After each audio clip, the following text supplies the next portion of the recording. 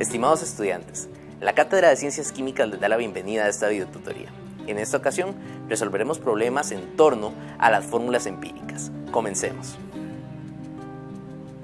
En esta videotutoría vamos a trabajar resolviendo problemas que involucran las fórmulas empíricas. Pero antes de empezar vamos a refrescar un poco los conocimientos que tenemos sobre los diferentes tipos de fórmulas moleculares. Podemos establecer tres tipos principales de fórmulas moleculares. La fórmula molecular tradicional es aquella que me indica el número exacto de átomos de cada elemento presentes en una molécula. Por ejemplo, tenemos ahí el caso de la glucosa, donde la fórmula molecular nos indica que está compuesta por 6 átomos de carbono, 12 átomos de hidrógeno y 6 átomos de oxígeno.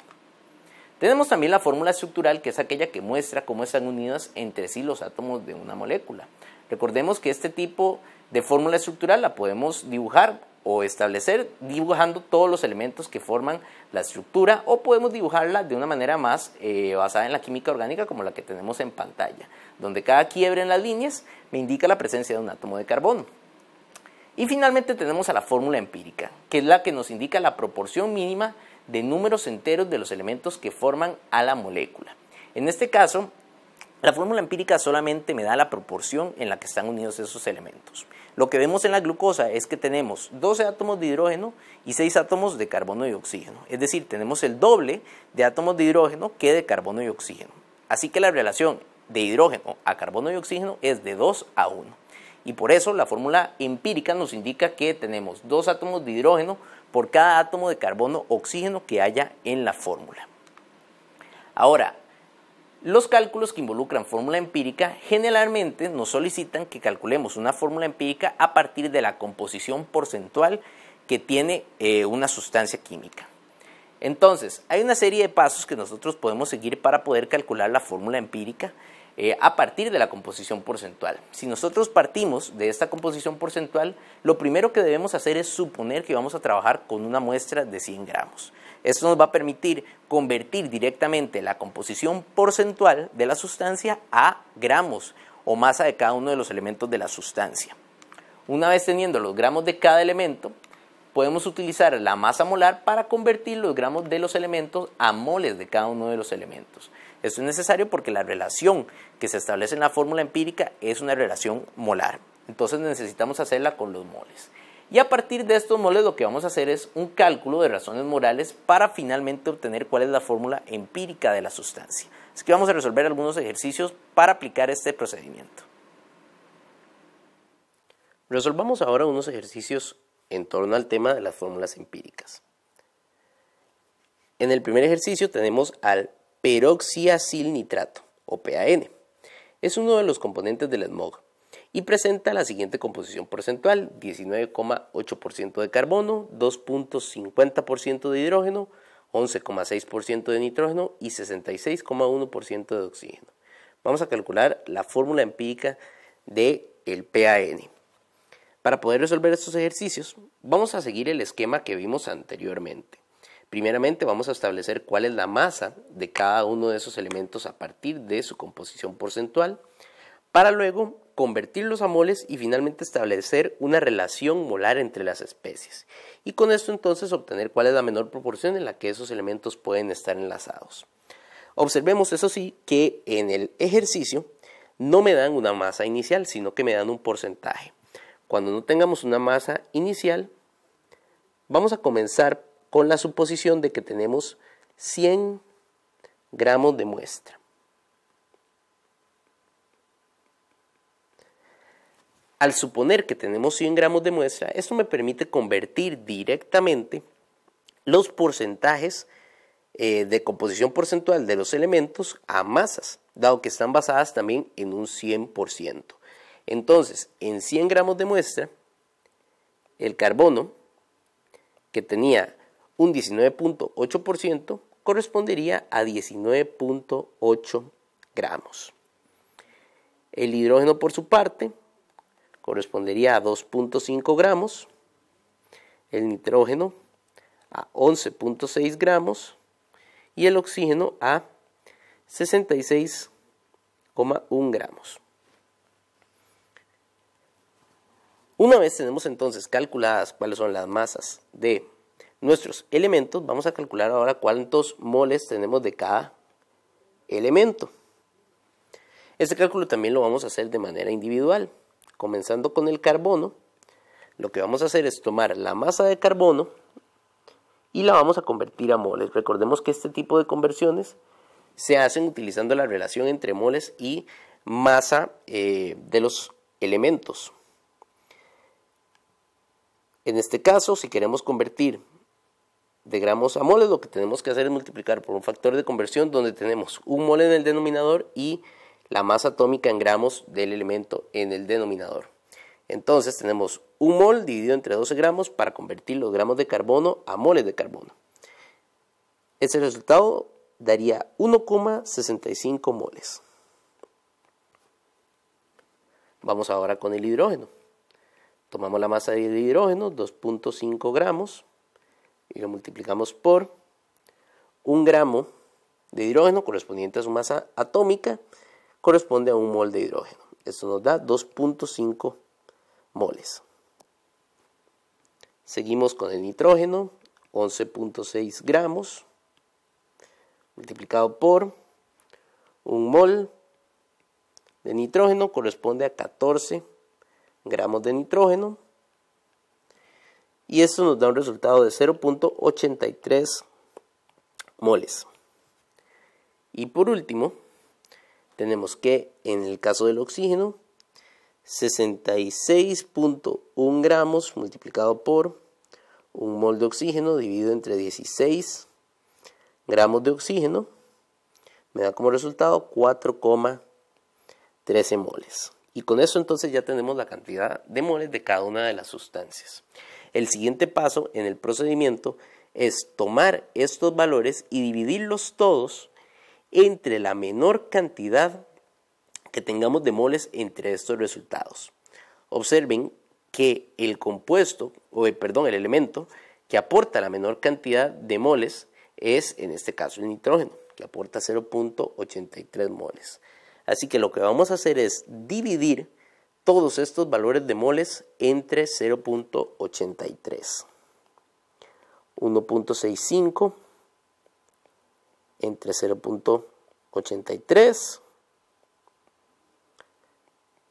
2.5 dividido entre 0.83 y así sucesivamente para todas las especies.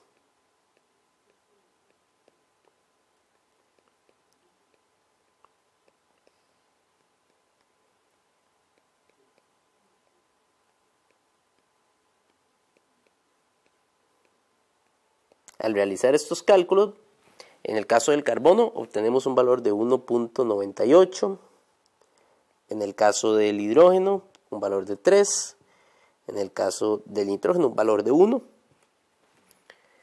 y en el caso del oxígeno un valor de 4,97. Observemos que todos estos valores nos dan muy cercanos de un número entero. Por ejemplo, el 1,98 se puede redondear a 2 y el 4.97 se puede redondear a 5. De esta manera entonces tenemos que todos los elementos nos dan un resultado de número entero. Cuando tenemos solamente números enteros en este procedimiento, quiere decir que ya completamos el ejercicio y estos números que obtenemos son la relación molar para cada uno de los elementos. Esto quiere decir entonces que la fórmula empírica del PAN sería un subíndice acompañando al elemento carbono de 2, un subíndice acompañando al elemento hidrógeno de 3, un subíndice de 1 acompañando al nitrógeno y un subíndice de 5 acompañando al oxígeno. Y esta sería entonces la fórmula empírica final para el compuesto. Observemos el segundo ejercicio. En un laboratorio de química se tiene una botella con un reactivo químico cuya etiqueta está borrosa y no se observa su nombre. Sin embargo, es posible leer su composición porcentual: 48.7% de carbono, 8.15% de hidrógeno y el resto es oxígeno. A partir de esto vamos a determinar la fórmula empírica y la fórmula molecular del compuesto si se encuentra que la masa molar de la especie es 298 gramos por mol. Nuevamente en este caso Vamos a comenzar suponiendo que tenemos 100 gramos de muestra. Eso nos deja entonces con masas de 48.7 gramos para carbono, 8.15 gramos para hidrógeno. Y observen que, dado que el resto de la muestra es oxígeno, quiere decir entonces que lo que nos queden de estos 100 gramos va a ser oxígeno. Si realizamos la resta correspondiente, entonces tenemos que hay una masa de 43.15 gramos de oxígeno. A partir de esto vamos a establecer entonces nuestras relaciones de moles. Tomamos carbono y lo convertimos a moles mediante un factor de conversión.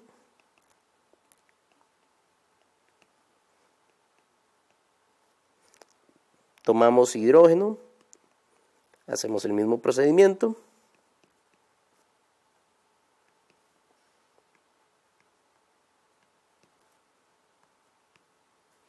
Y finalmente oxígeno.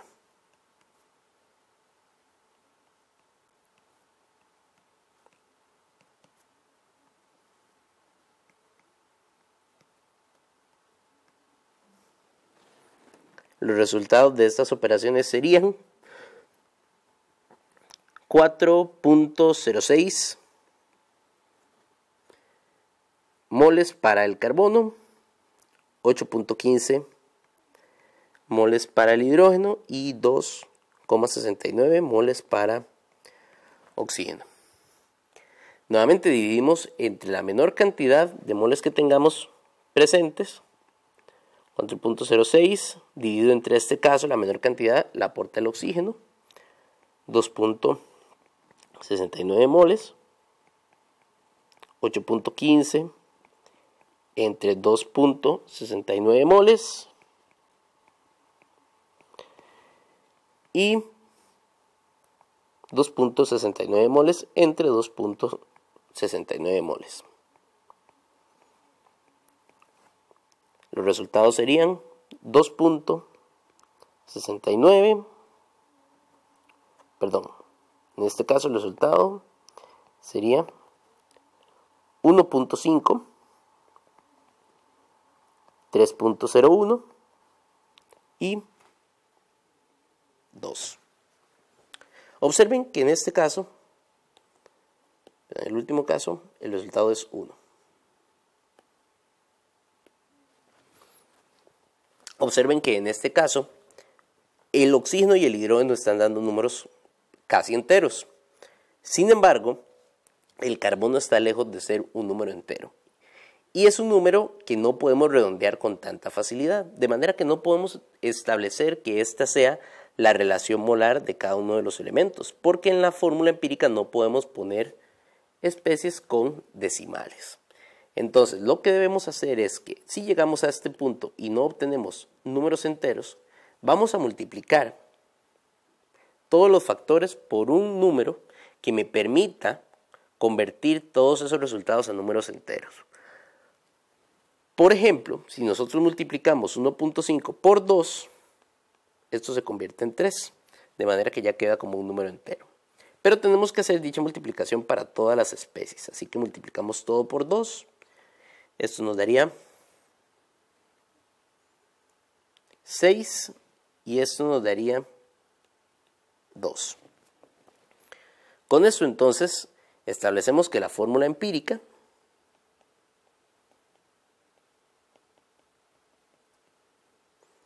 sería C3H6O2. Ahora, el problema también nos solicita que calculemos cuál es la fórmula molecular del compuesto si sabemos cuál es su masa molar. Entonces, sabemos que esta fórmula empírica es la fórmula más resumida, la de las proporciones más bajas que puede presentar el compuesto. Sin embargo, no nos indica cuál es la cantidad exacta de átomos que tiene la molécula. Eso lo vamos a averiguar entonces con la fórmula molecular. Existe una fórmula que podemos utilizar en estos casos para obtener la razón molar de la fórmula molecular. Y lo que debemos hacer es tomar la masa molar de la fórmula molecular y dividirlo entre la masa molar de la fórmula empírica.